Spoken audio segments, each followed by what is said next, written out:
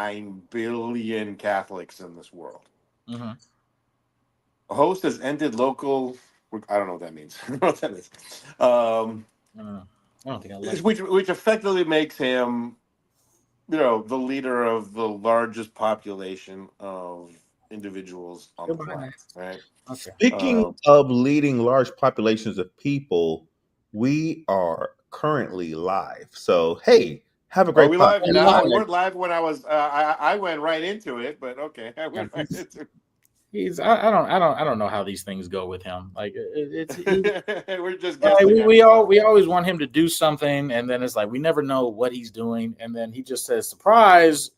We're starting Um, now, it and I thought I was spinning an interesting little storyline that we could segue in a couple different directions, right? I didn't mean, matter because nobody heard it. So I nobody mean, heard it. Nobody yeah, heard it doesn't matter. it. So it's All right, just let me restart. I'm loving the White Sox hat there, Eli. I mean, I'm absolutely assuming that's new pope. an New ode pope. to our brand new Pope. Absolutely, it is. You know, it is. Like this is You what we're know, doing because he was so wrongly accused of being a Cubs fan. Even in Wrigleyville, put it on their little poster board and they whatnot. did. New They pope. did. They Correct that real did. quick. And Yeah, I have no idea why, because he grew up in the far south side of he Chicago, was in so Dalton. He was in Dalton. yeah, Like, what do you mean? he is a hardcore White Sox fan, Yeah. and I gotta Whoa, tell whoa, you, whoa, whoa, whoa, whoa, whoa.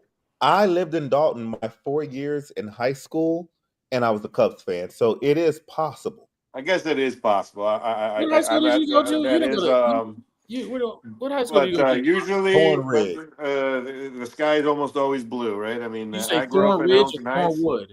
I No, I assure went. you, I didn't have many White Sox fans up there, so So I went to it's just the way the Thornridge. world works, I you get you. know.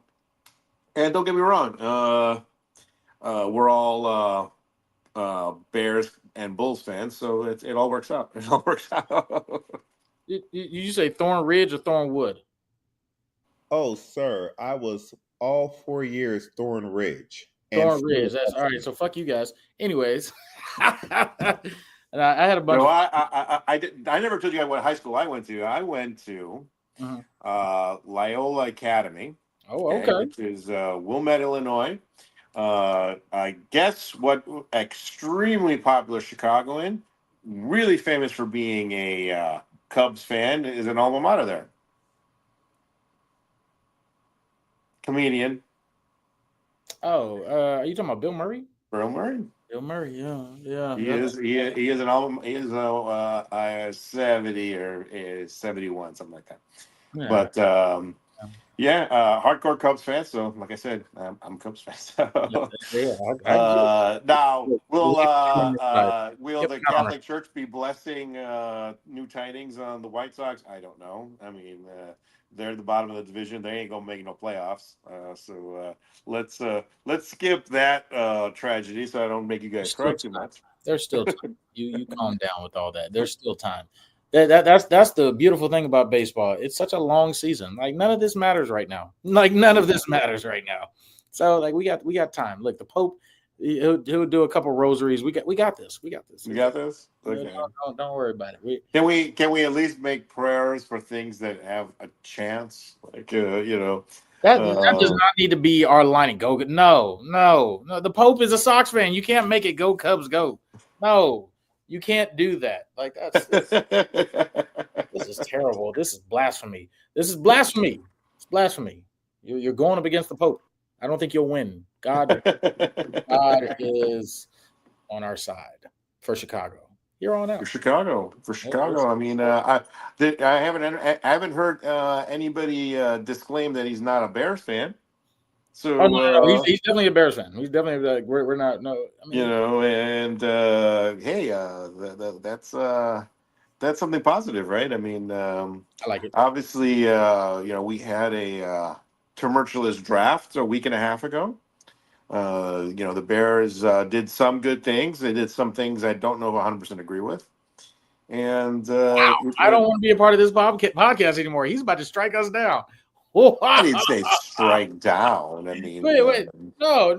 Are you watching what the captions he's putting on? This is our producer. Oh my God, I'm not Fuck the getting. Pope, go Pups. Oh my gosh. We're Hey, going to hell. if We're you're going to listening, hell. We're John, going to hell. this is Mr. Martin. This ain't don't put me on this. I am a Sox fan like the Pope. So Hey, uh, more power to you, right? I'm just saying. How many losses did they have last year? we're not worried about that. Look at that. Okay. We're on a few. We didn't get the Pope yet. We didn't get the Pope yet. We got him now. Okay, fair enough. We're holding. You know. Shut up. Whatever. Anyways, moving on. A draft. Good things, bad things.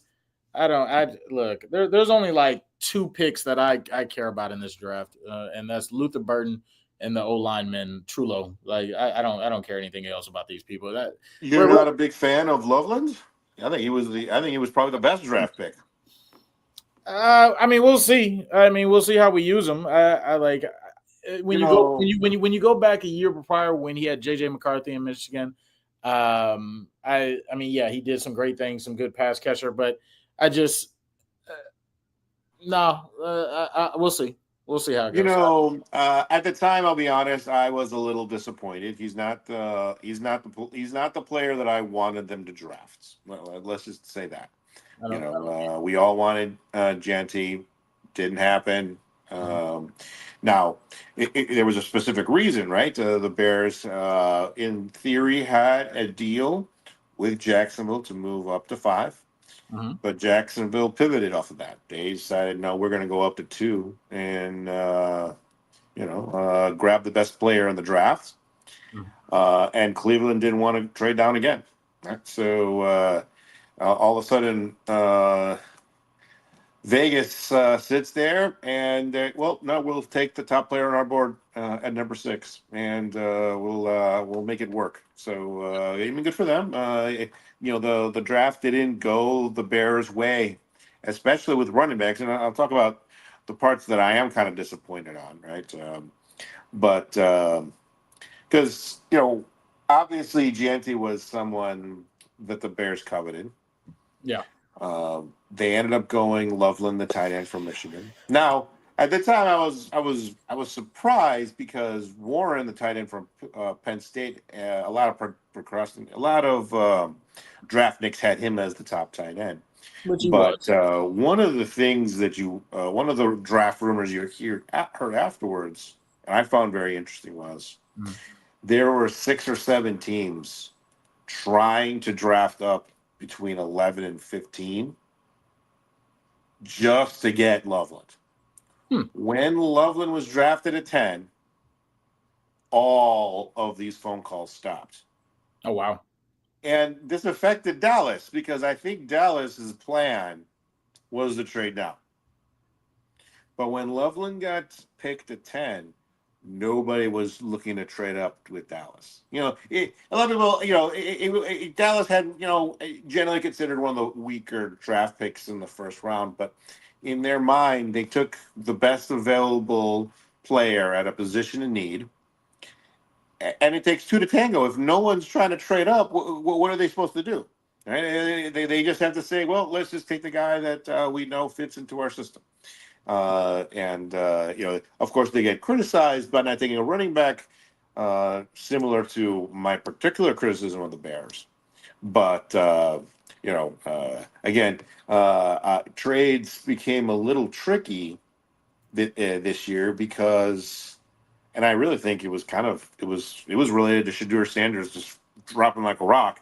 Everybody was asking for the moon on these trade ups because everyone assumed someone wanted to come up to get Shedeur Sanders, and he started falling like a rock. Which I'll leave that explanation to you. But as far as the rest of the draft goes, the Bears traded down 3 times in this draft. 3. Yeah. Right. And one of the things on our last broadcast, I sat there and I said, I didn't want the Bears to trade down. I wanted them to trade up. Yeah. And we find out later that the Bears were desperate to trade up on that 2nd round pick to get Hendrickson. Yeah. And it didn't work out. He got sniped. Yeah. They got sniped 3 times in this draft at the running back position. So that leaves a little that leaves a little hole in the gut, right? I mean, they like I said, they were so aggressive in free agency and trading. You Yeah. know, why lay down now? Well, but you know, I guess they but you know, they try to trade up. People were asking for, "Hey, I want your first round pick next year." I'm like, yeah, no. It's like, okay, fine. And they just they couldn't close the loop on that one issue, right? I mean, maybe it'll work out fine. I mean, you know, we still have um, the running back we signed last year, and you know, now that the offensive line's better, maybe his performance a little better. But you know, it was definitely it left a little bit to be desired. Yeah. I mean, like here's my thing on it. I mean, overall, to be that desperate for a running back, when I don't think DeAndre Swift is this horrible running back. Like for what they made it seem like, I mean, we just had no running back at all. Like just Swift was a bum. That was like the ideology behind like being so. Like I understand trading up to get Ashton Genty, right? Like that makes sense. Yes. Okay, fine.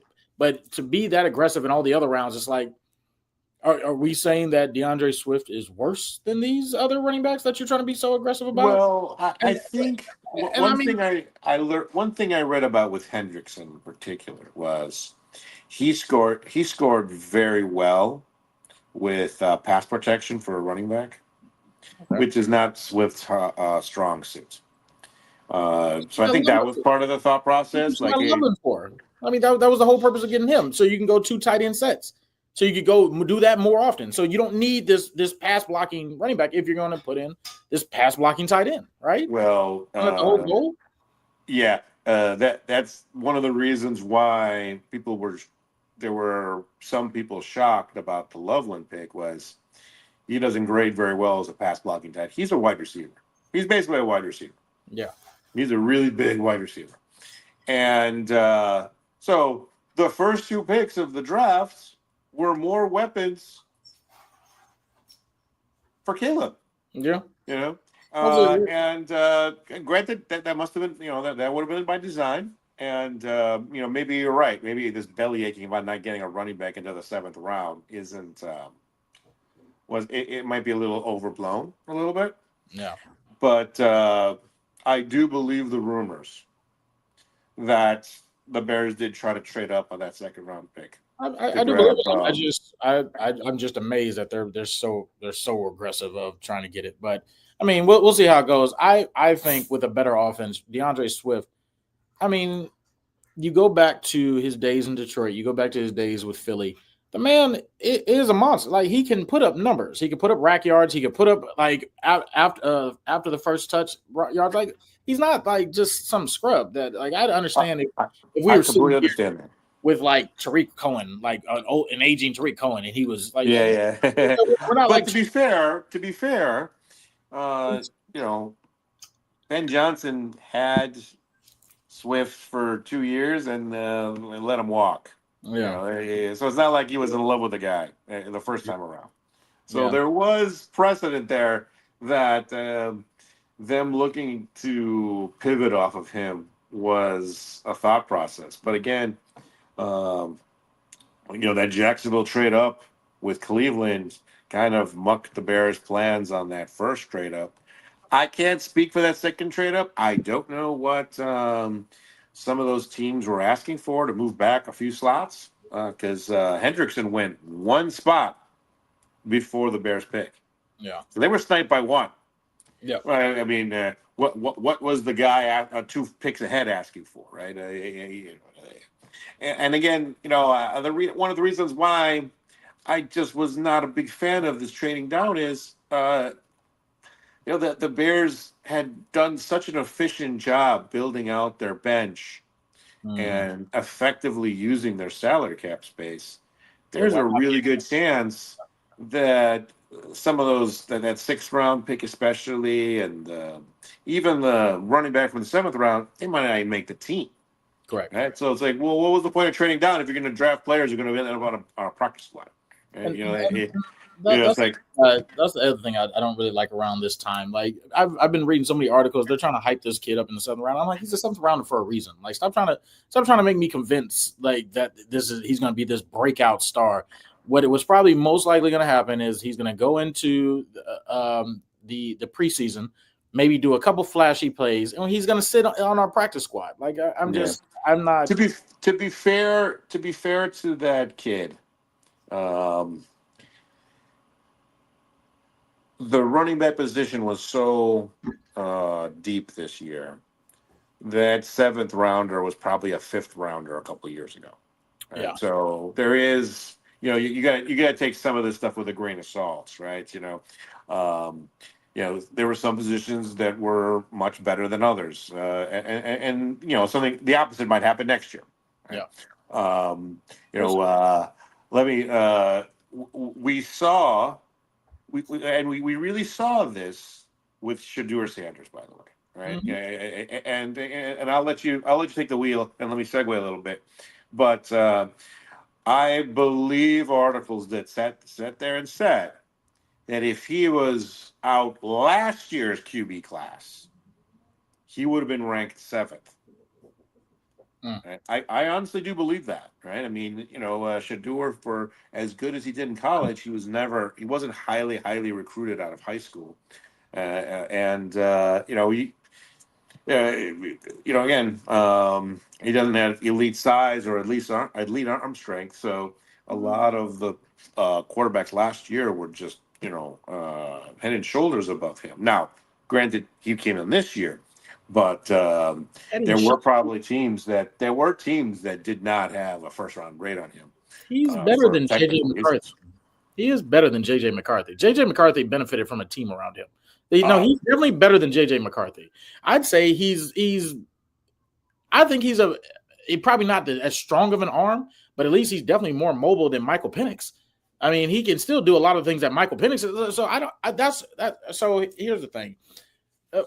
We don't really need to like talk about a conspiracy. It's not a conspiracy anymore. The article already came out. They've already like confirmed that owners told GMs not to draft this man.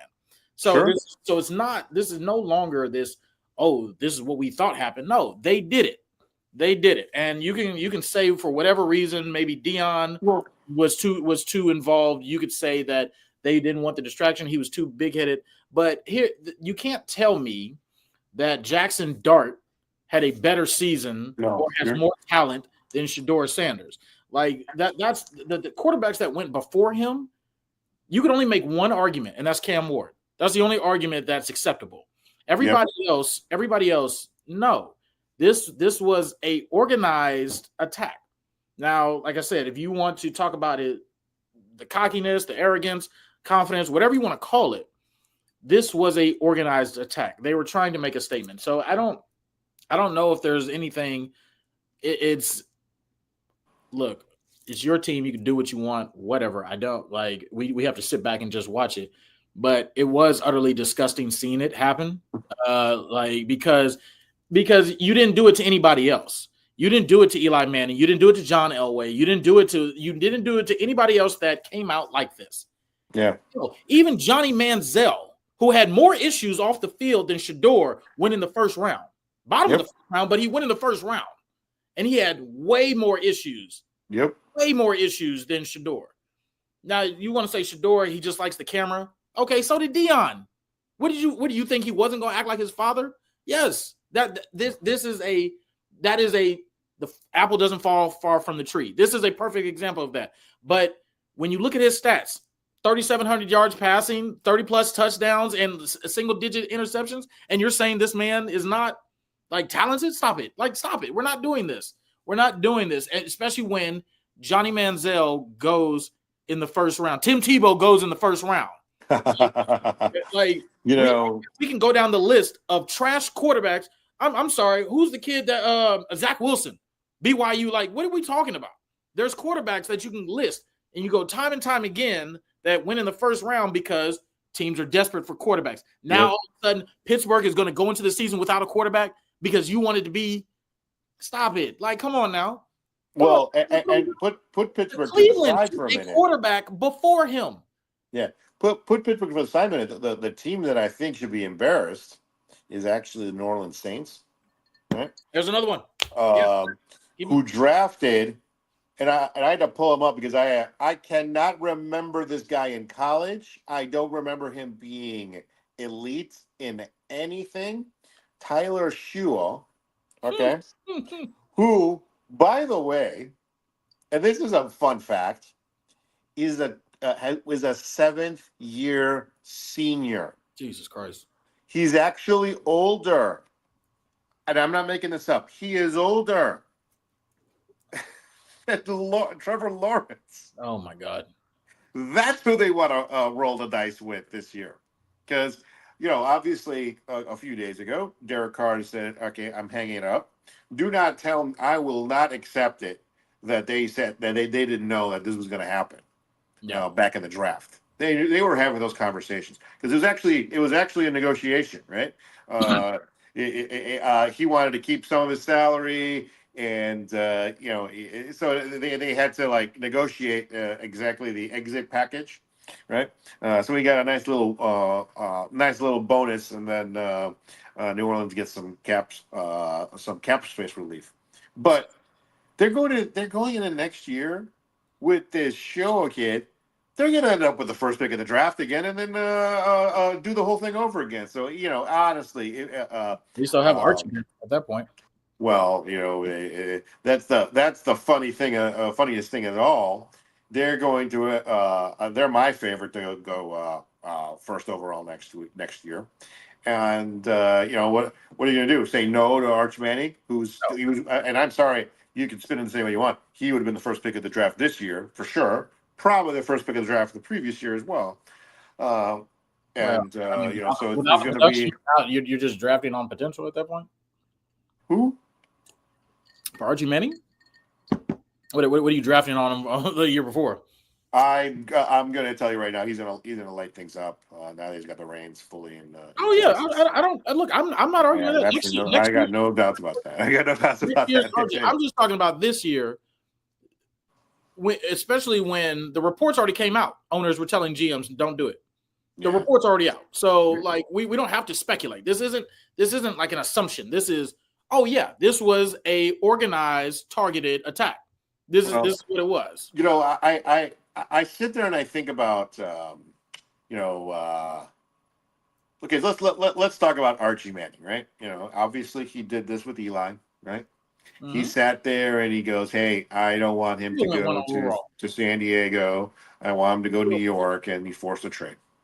But he still went number one. He still got picked number one.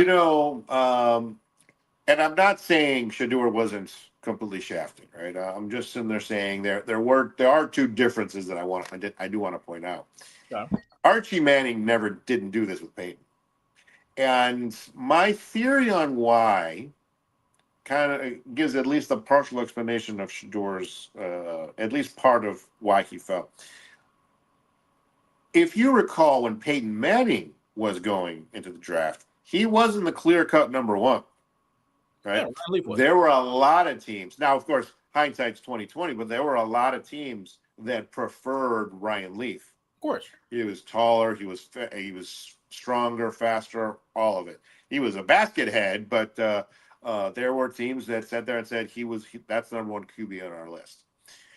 If you don't have the lock it down number one guy, what leverage do you have to sit there and demand, I'm going to go there, I'm going to go here, and go there? And then if you're not the number one guy and you still do that, it does come off as kind of antagonistic, right?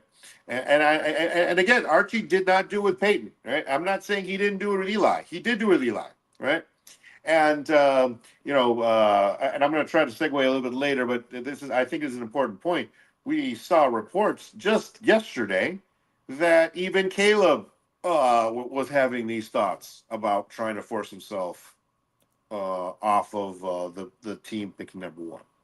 Right. I mean, there was a trend, there was a progression of situations.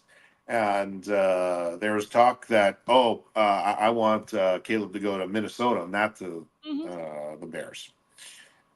I can't wait to Didn't happen. I'm going to watch. Right? I'm going to read that book. I'm gonna read that one. No, it just came out yesterday. No, but there's an article stemming from a book that's going to be released. So that correct. So in September. Oh no, trust me, I read that in full detail because I wanted to know what happened. And yeah, his father, Carl Williams, decided that he wanted to go through lawyers. He talked to Archie. He did everything. Caleb Williams. And it was funny because those reports that came out that his camp was trying to do everything not to be drafted by the Bears. People were trying to shoot that down, and like it's funny that it all comes out like, oh no, you really were, and up until the pre-draft interview is when you decided, oh no, I think I could do this. I think I could. If I remember the article correctly, Ryan Poles told that team, I'm still taking you. Yes. I don't care. Correct. Yes, he's going to take him, but he convinced him that you would be a part of this rebuild. You would be instrumental. He had to do a little bit of selling job, which of course, in theory, he shouldn't have to. But he's look, and I know we've kind of segued, but I mean, he's executed on every one of his points, right? So you fire the horrible OC, you fire the horrible head coach, then you bring in the top elite offensive mind. Yeah. And then everything about this offseason has been around the offense. Everything. Yeah. You've sprinkled a couple pieces in the defense, but everything has been about the offense. You get 3 new offensive linemen. You get a brand new shiny little wide receiver. You get a brand new shiny little tight end. Like, everything is about you, my guy. Do you want to hear something interesting? This is the first time in 10 years where the salary cap expenditures have favored the offense over the defense. I'm with it. Think about that. That's, at the end of the day, when you make a salary cap decision, you spend A at the expense of not being able to spend B. So they threw the kitchen sink at fixing the offensive line and getting a couple more weapons. Yeah, they threw a little bone with the new DN, but at the end, it's still. It's the three first picks of the draft this year were all offense. Mm-hmm. And so Dennis Allen, he's a kind of low man totem pole right now. I mean, he better do something. But at the end of the day, we just the way the NFL is right now, all we need is your defense to hold. Like, I mean, they're going to get over yards. They're going to put a point. Just hold a little bit. If you can score points, then unlike the Cincinnati Bengals, but I mean, other than them, that ridiculous team that's scoring 50 plus points and losing games is insanity. But as long as you're not like that outlier, you should be fine. If we can put up the points, we should be fine. But I mean, we'll see. Well, look, I do sit there and I wonder if some of this was to placate Caleb a little bit, right? Well, you have to. I find that article, I find the timing of this book very fascinating. Right? Yeah, because it's like, oh man, this came out of nowhere. What do you mean? Caleb's dad was trying to be instrumental about this, and like I said, I sit there and I think about Deion and Shedeur, and it's like, what went wrong there? If this is even remotely true, why wasn't Caleb thrown to the 5th round along with him? Like, I don't know. I do think talent played, one little sliver of this. One other thing, I think. Would we have been mad at our second option, the Heisman winner? We wouldn't be. I mean, that was like that was the perfect draft to do that. If you were going to do it, you still would have ended up fine because, okay, all right, fine. You don't want to come to us? Take Jaden. Yeah. Well, first of all, Caleb was also a Heisman winner. And remember, contrary to Shedeur, A, he's got a Heisman, and B, he was highly touted out of high school. Like, they knew he was a hotshot player coming out of high school, right?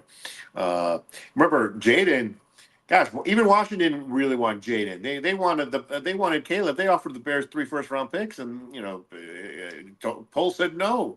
Right? I mean, again, hindsight's 2020. Now, would Jaden had done would Jaden had a better year than Caleb did last year with our offensive line and the scheme they were running? I don't know. My guess is no. I remember one of the reasons I didn't like Jaden was his injury history is horrible, right? Twice he's a fifth year senior, right? He's 2 years older than Caleb. So he didn't check every box. There was some risk baked into the cake when they selected him. Now, of course, hindsight's 2020. He had an incredible year. There's even some people saying that he should be the number one pick in fantasy this year. I think that's crazy, but I at least understand it. Yeah. And regardless, let me again. I want to try to finish our Shedeur convo. With Shedeur, he didn't have the thoroughbred athleticism. He didn't have the Heisman Trophy on a shelf. I'm sorry. What did you say? You said he didn't have the thoroughbred athleticism. Do you want to take a guess? Well, how many star ratings he was in high school? Wait. All right, so maybe we need to define athleticism, because like you're talking about high school grade versus what we saw him do in college behind a makeshift O line. Again, a lot of his evaluation this year did try to bake that a little bit of the cake, right? I mean, there should have been teams that had a first round grade on him. I didn't think he was going to fall out of the back end of the first round. I didn't think the 26-year-old Louisville quarterback no one's ever heard of before was going to get selected 3 rounds ahead of him. Mm-hmm. Or the 5'9" QB out of Oregon 3 rounds ahead of him on the same team, right? So he got. I mean, listen. Personally, I think he got completely hosed because you can make an argument Cleveland was the worst place to go to, and on top of it, now he's on a team that's got another rookie quarterback who was selected 3 rounds before him.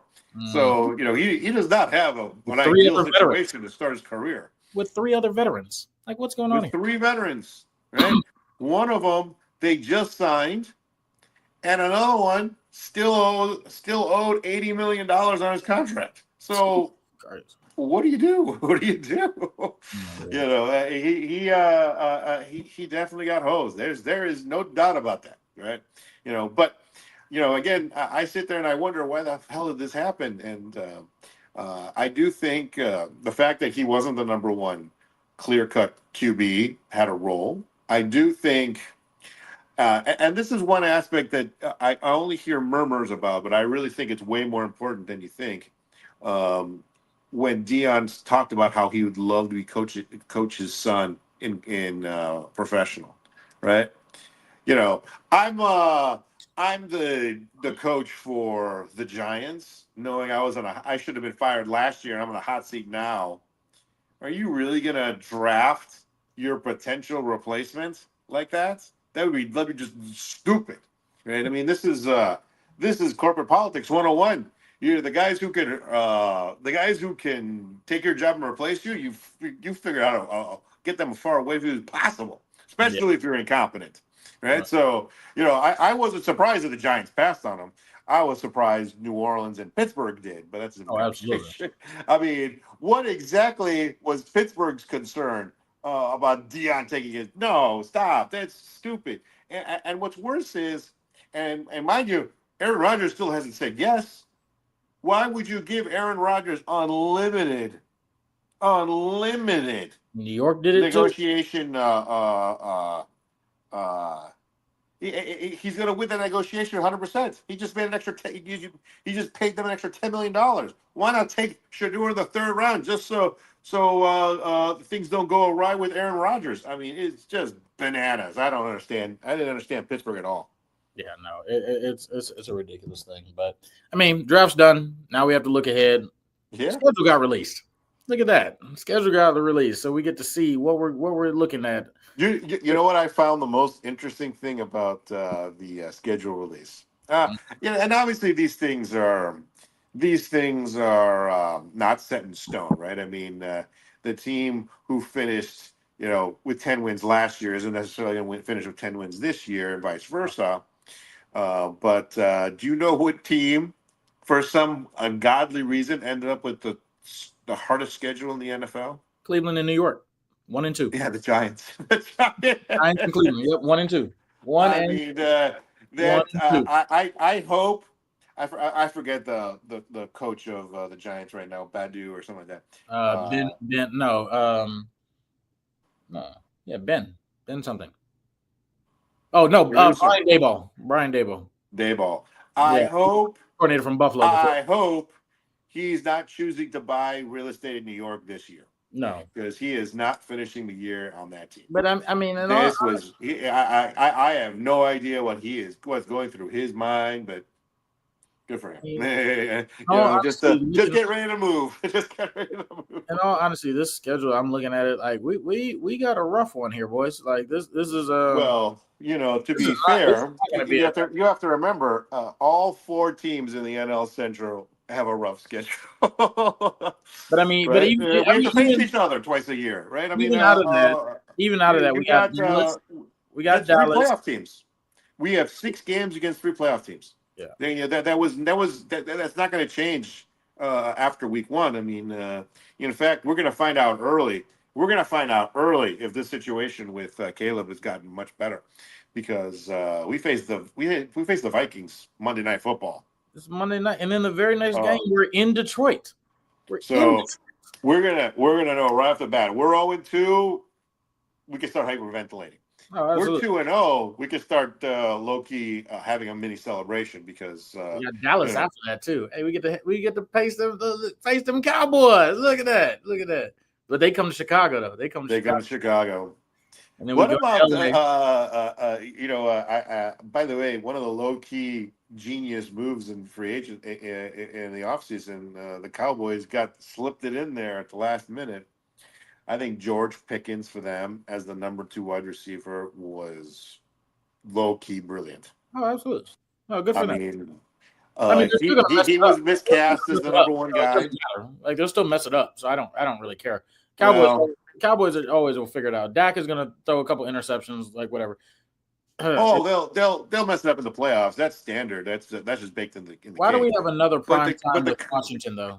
That I don't want to see them in prime time at all ever again. Jesus. Well, how many times does that play rewind and replayed? I don't know. That was literally the downfall of our season. Do you realize we were 4-2 at that game? That was the downfall of our season, like the absolute downfall. After that, we couldn't catch a break. We lost 6 1-score games in a row. Like, that was the hands down downfall of our game, of our season. Like I don't. And you know what's interesting about that situation, and I remember even having a conversation with you about it.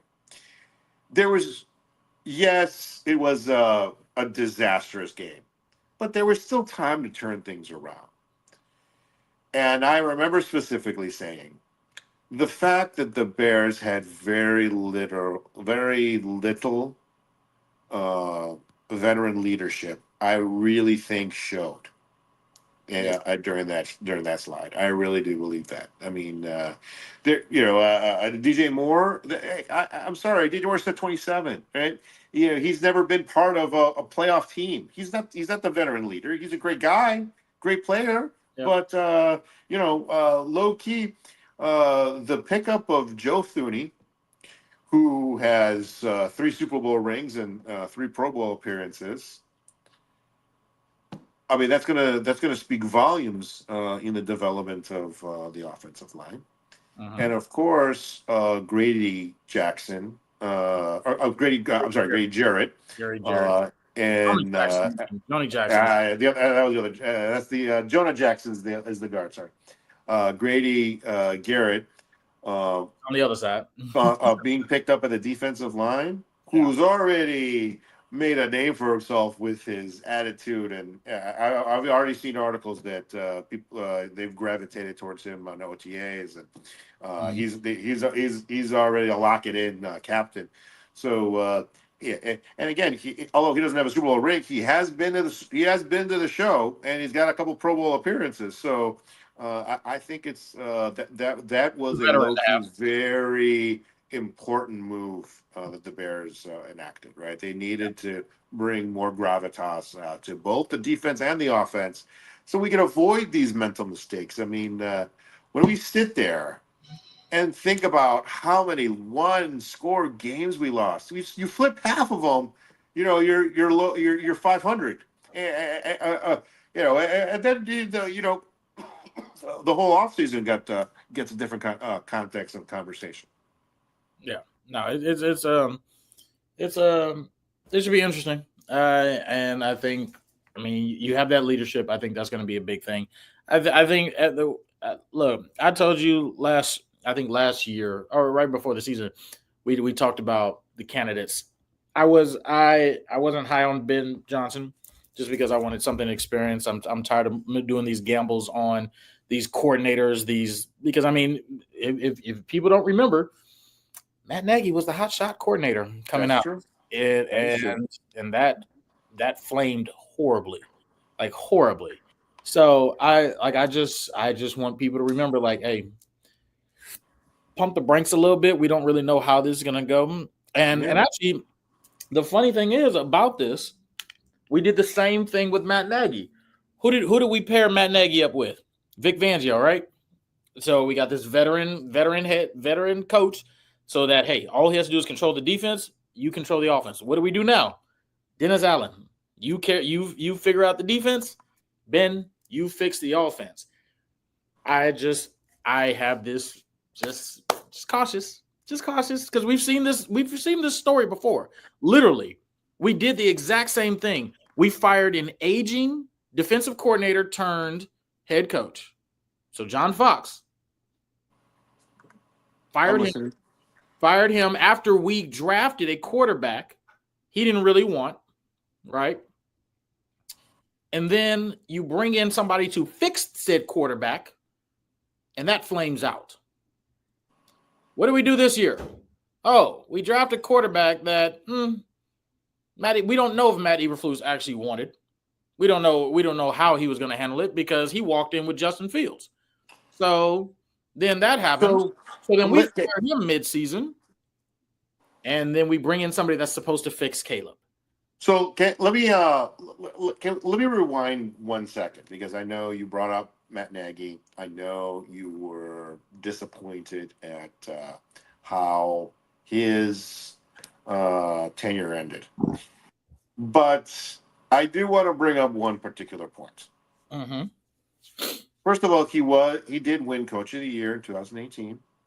Not because of him. They went 12-4. That's an individual He had record. The statistically best defensive in the league. Vic Fangio carried that team. Mitch Trubisky was average at best. He didn't fix the offense. That offense was ranked in the mid-20s. He didn't fix anything. He rode the coattails of Khalil Mack, but Hakeem Hicks. Can I give you a what if? Can I just give you one what if? I'm not saying what ifs are appropriate, but let me give you a what if. Sure. What if the double doink never happened? And they actually win that game. Hold on. Yeah. You remember who they lost the double doink to? Do you remember who? Yes, we all know. Exactly. Who won the Super Bowl that year? Look, and here's the thing. We could have said absolutely, because if we won that game, you know who our next opponent was? LA, who we beat earlier in the season because we knew how to stop Jared Goff at that time. Yes. Absolutely. We all know the hypothetical. If we are in the Super Bowl, if we win that Super Bowl, this conversation is completely different. You're absolutely right. But here's the problem. Cody Parkey missed 11 field goals that season. I understand. And then in the playoffs, what did it come down to? Him. And after we know this man has missed 11 field goals. Yeah. So you knew that was happening, and you did nothing about it mid-season. After he missed the sixth one, you should have been like, "Oh, there's a problem. We should fix this." Well, we all saw it, and we all saw when it came down to it. It's like, "Yep, this is gonna be some bullshit." Like, okay. I mean, fixing the special teams is an underrated skill, and you are right about that, Cody Parkey. They should have known a problem was there long before that. And let's be honest, once you get the playoff time, everybody's close, right? No one's no one's significantly better per se generally, and a field goal can make a difference, and obviously it did. I love And missile. again, I'm not sitting there saying Matt Nagy was underrated per se. At the end of the day, he got the Hey, his tenure was defined. His tenure was defined by how poor of a draft choice Mitch Trubisky was. could I you mean, let's find not. a picture with him actually in a Bears sweatshirt? Like I feel Who like was that? Was that Ben Ben Johnson? That Johnson. wasn't Ben Johnson. Yes, it No, it was. wasn't. Yeah. How It much you want to was. bet? How much you bet? That was Ben Johnson. He was just saying he. That was Ben. Have you seen That that was meme yet definitely with Ben Ben Johnson? Johnson. That was Ben. I Have you know. seen that meme yet with Ben Johnson? No. So the meme was it showed his bright face on day one when everyone's like cheering for him when he's walking out the door, and then it showed his face on day 30, Oh yeah. looking like he's already been through the war. And I'm like, oh my god, this guy, We're a he signed stressful up for a city. lot. He We're a signed up for a stressful lot. city. That's what we do. This is what it is. Yeah. I listen. I hear you. About Vegas has the us 8.5. experience of Ben That's all. Johnson. Hey, It's a look. risk.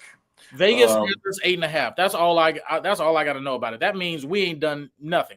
There he is. Look at it. There it is. There it is. Look at the guy on the There it right, is. dude. This guy's There it this is. guy's been in the foxhole. Look, Vegas has us 8.5. This noise. If What did Vegas I has do us to 8.5 on the myself? season, like that tells me all I need to know. Like I'm pumping the brakes. If Vegas has you 8.5, that means anything is overachieving. Anything. Like so, I'm not doing this. I'll wait. I'll wait and see. We'll wait. Well, like I said, just a few moments ago, we're gonna know immediately. Oh, It's on national television. Everyone's gonna see it. If we can barely score 10 points against Minnesota, which isn't crazy because they did have a top-notch defense last year, and we lose that game on national television, the media's gonna hound this poor Right. man like crazy, right? Like, what are you doing? All this money we spent, what's going on? Blah blah blah blah blah. The odds may not be in our favor, but you know whose odds were in their favor? Ooh. The good old Dallas Mavericks. Did Oh you my God, I know him. you see you see what I did there? Though that was That's a good. good. I can do segues That's too. not a bad one. I can do segues too. Do you know? So odds- let me throw a poker trivia at you.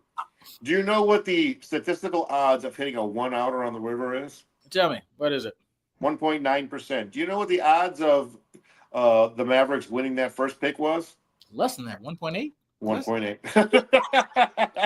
Less than that. Right? How many? I'm going to ask you a question. Let's think about this for a second. How many one-outers have you hit in your poker career? Think about it. So I've been playing for over 20 years. 2. I've had one. 2.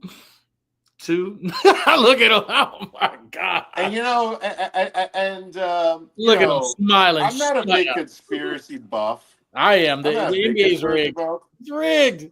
They gave it to him. I'm not a big conspiracy buff, but conspiracies have been baked into this NFL draft lottery since the beginning, right? The infamous, it was a frozen envelope back when the Knicks won the Patrick Ewing. Patrick Ewing, yeah.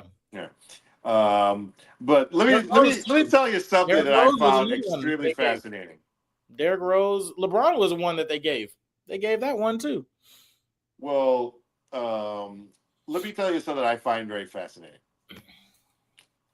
In 2011, New Orleans was forced to trade, and in his prime, Chris Paul off 4 consecutive All-Star games to the Clippers. Mm-hmm. The next year, against all odds, New Orleans gets the first pick of the draft. They get Anthony Davis. New Orleans again, 8 years later, trade Anthony Davis to the Lakers. Yep.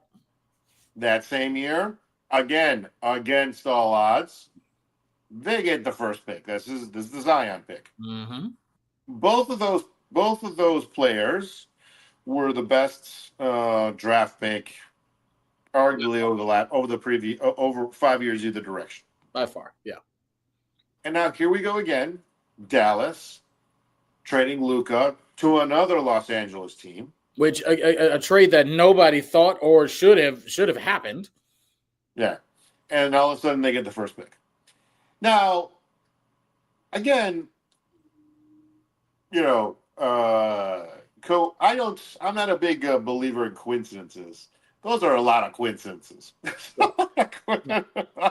Just, No. I feel like at the end of the day, the NBA is a business. Cooper They Flag. know that having a good team in Los Angeles is good for business, and facilitating that stuff with the first pick of a lottery. By the way, and this is the part where I do cry bullshit at some conspiracy theory. Yeah. Because I think that whole show is nonsense. Let's reveal the placards. Why do you got to reveal the placards? Why not just show the lottery lottery balls? Why are we segregated from that? It's like, this is faster. No, it's not. They put 2 commercial breaks in that damn thing. Yep.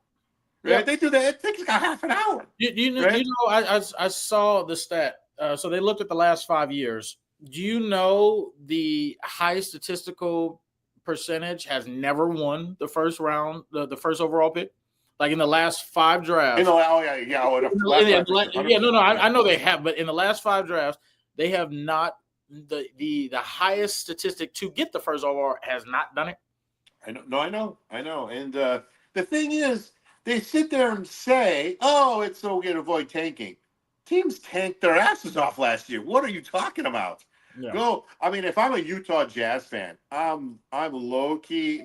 I'm absolutely pissed because they know they knew what the Jazz were doing. The Jazz were putting everybody on IR and losing every game on purpose. Why? Because the next great white hope was available, and they wanted him to be the new star of their team. So I'm confused about this, and maybe you could help me understand. I don't understand what's the problem with tanking. Like, here's the thing. Like, I understand because it doesn't necessarily affect the NFL as a whole, right? Now that fan base is probably going to be pretty crappy about it, but at the end of the day, it should only really affect them. Like, if a team knows they're going to the season, most teams that know they're about to go into like a rebuild tank situation, they know it's coming. Like, right, you've gotten rid of your best players. You don't have a quarterback. This is kind of like that area where it's like, all right, this is you see the writings on the wall, right? Yeah, no, that's true. So, I don't disagree. I don't disagree with your perspective. As the whole for the NFL. Like when we saw who was the most recent tank, like Jacksonville with Trevor Lawrence. When they did it, it didn't affect the NFL. No, it only affected Jacksonville. No, we weren't watching Jacksonville games anyway. Who cares? Like we don't care about you. Go tank for Trevor Lawrence. Nobody cares. The devil's advocate point on that, and I'm not saying I disagree with you, right? I'm just giving the devil advocate perspective. Yeah, with it.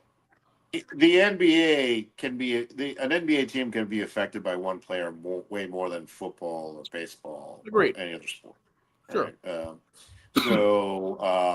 In years where there is a clear top tier talent, I understand the notion that you don't want you don't want teams to purposely play poorly just so they can rebuild the next year. And I'm not saying that if that shouldn't be their right, because let me tell you an interesting story. I used to work for this French multinational, and I was having I'm asking this seriously. Did you know there's no such thing as a draft in any European sport? Correct. Yes, I did. Yes, most of them they pull them directly from it. Yeah, it's laissez-faire. You can sign a 13-year-old as long as you have the money. Yeah. Yes. Mm-hmm. Okay. Do you know what happens to a last place team in let's say the Premier League in England, the main soccer league, which is actually technically the most profitable league in the world. Mhm.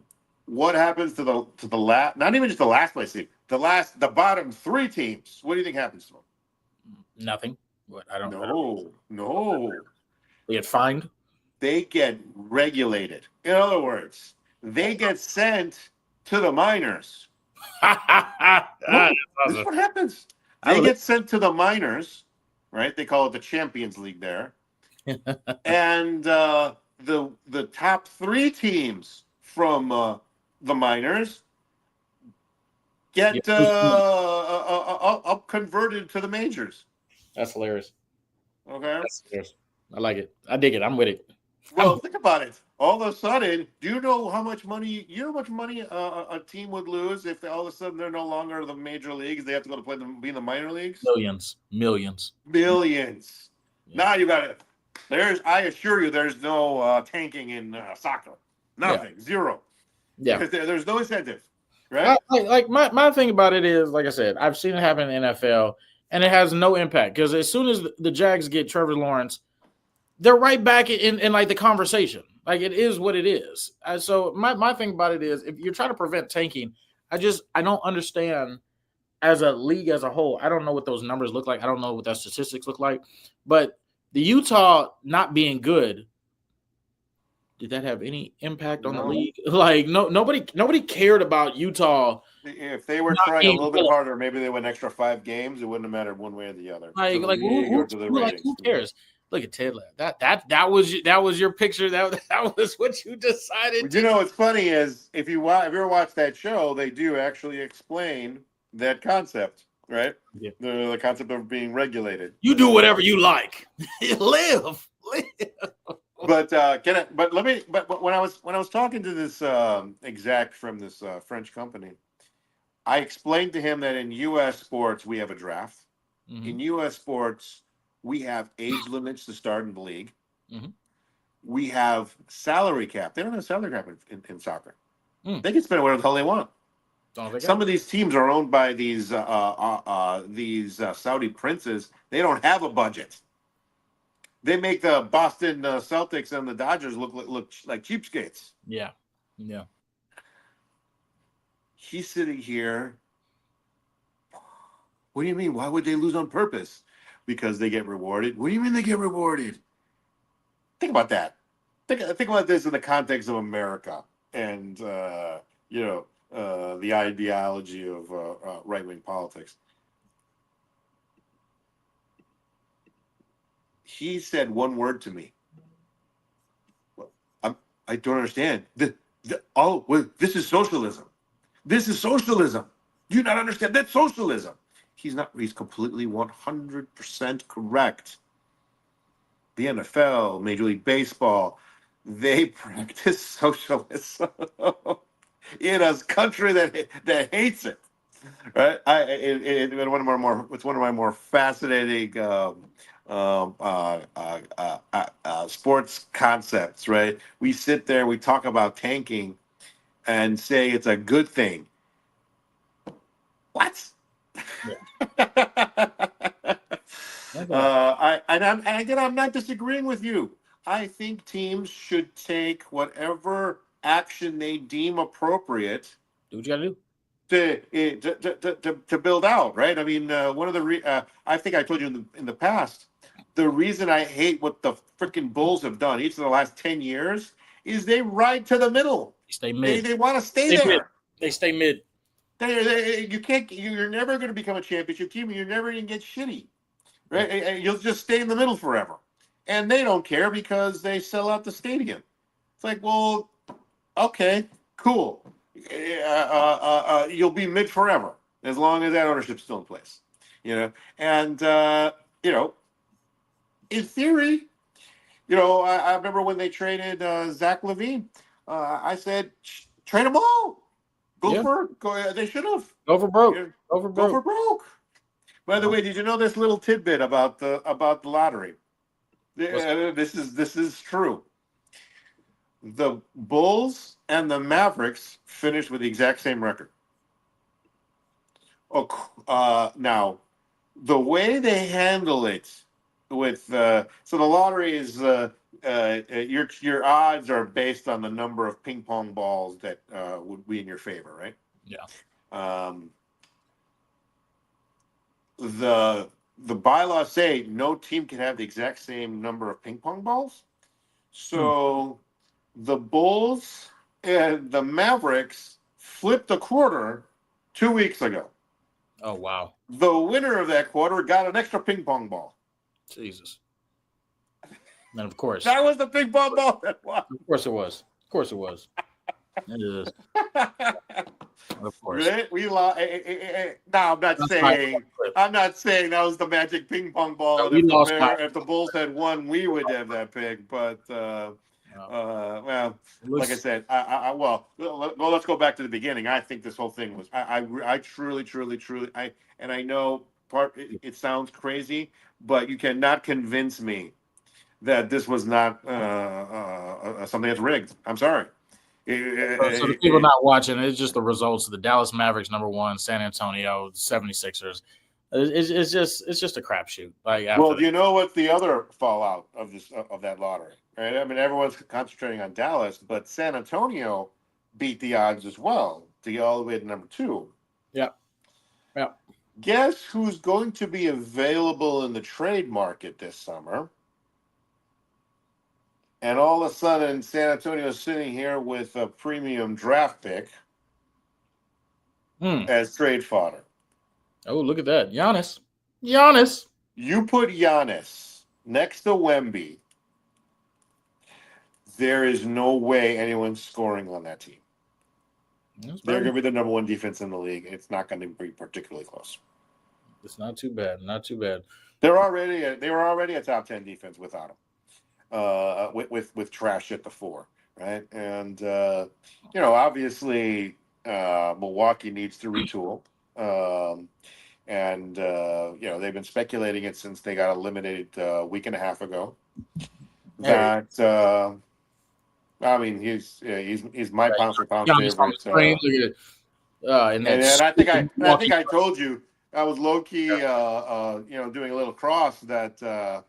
The Bulls might throw their hat into that ring, but with San Antonio now dangling the #2 pick for and that #2 pick is a pretty good one too, right? So if I'm Milwaukee and I'm looking to rebuild, that's a pretty good starting point. San Antonio can offer 2 lottery picks this year, and.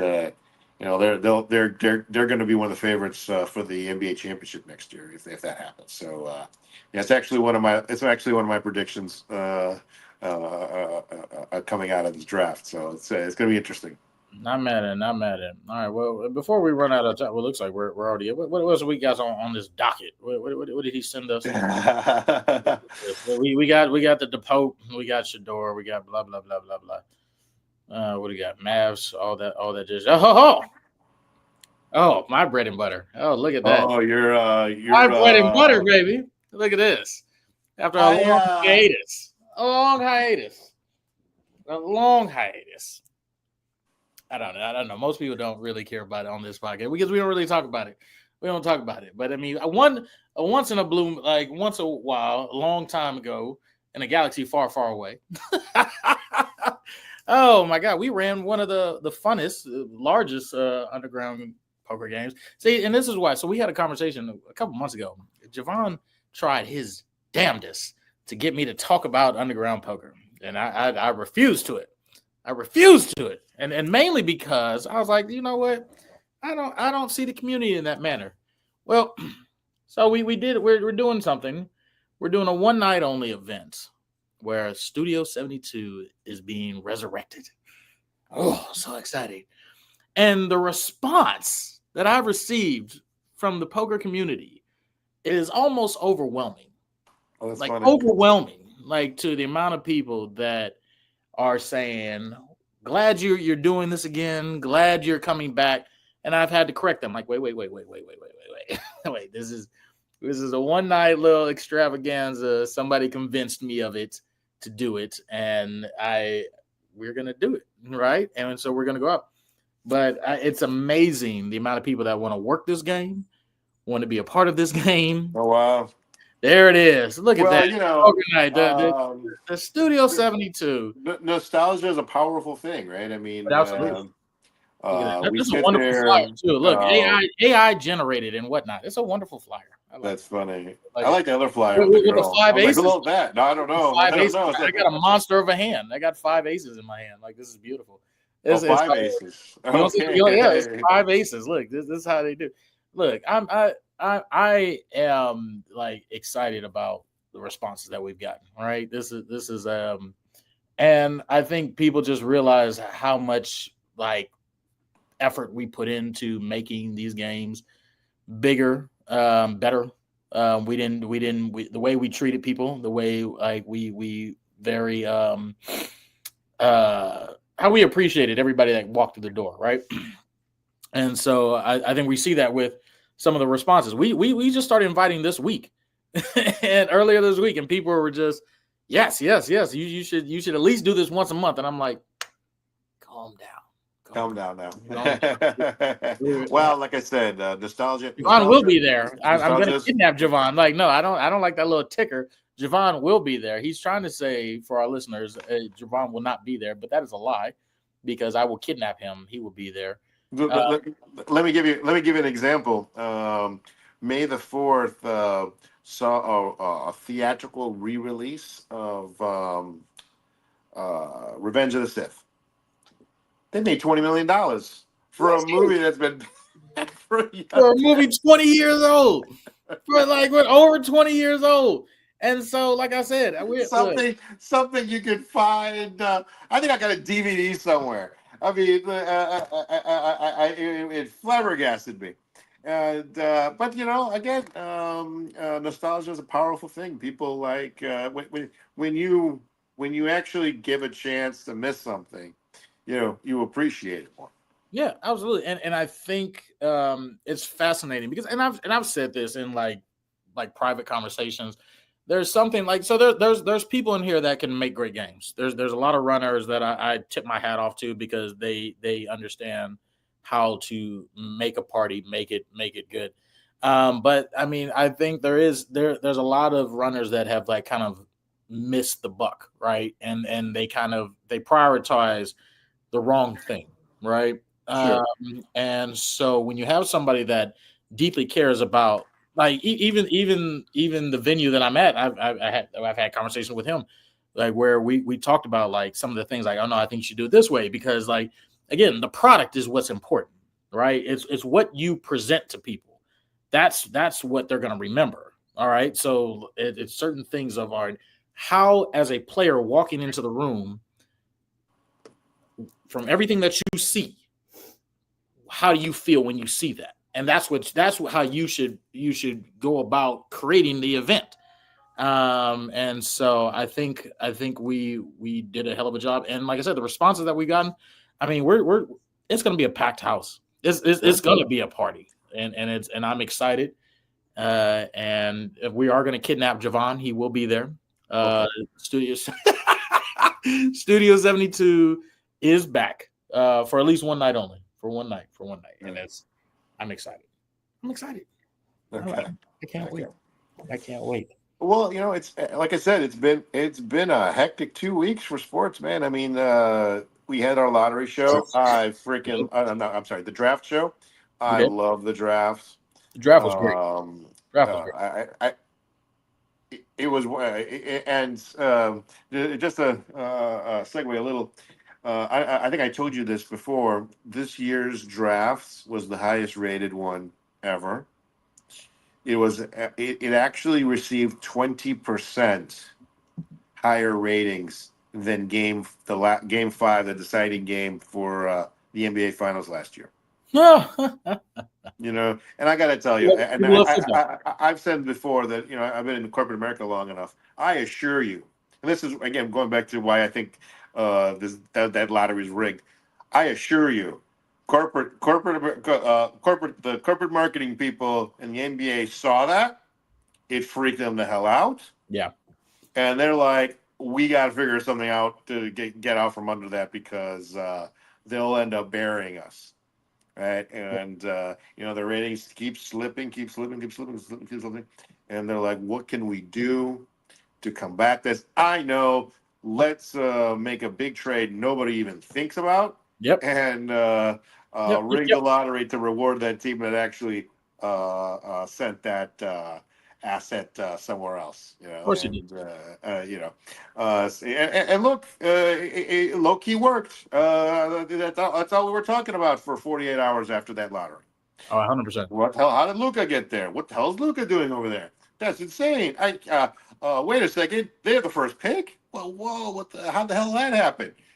I mean, like I said, we talked between me and you. We have about 40 years of poker experience, and the one outer has happened 3 times. We said it's happened to me once. Yeah. And you say twice. So that's that's pretty crazy. I mean, we're talking about 40 years. We're not talking about like.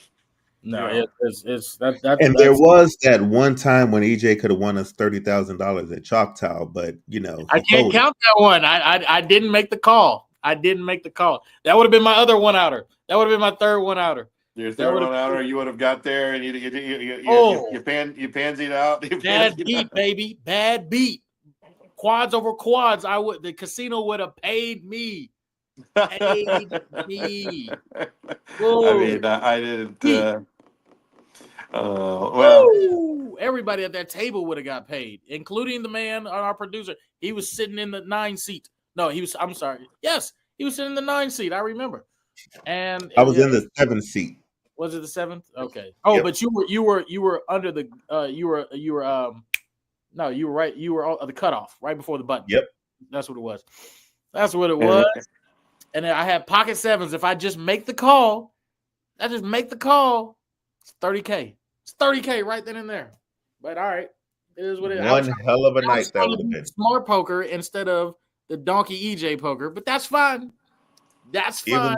Even though he was donkey the whole night. I tried to play smart.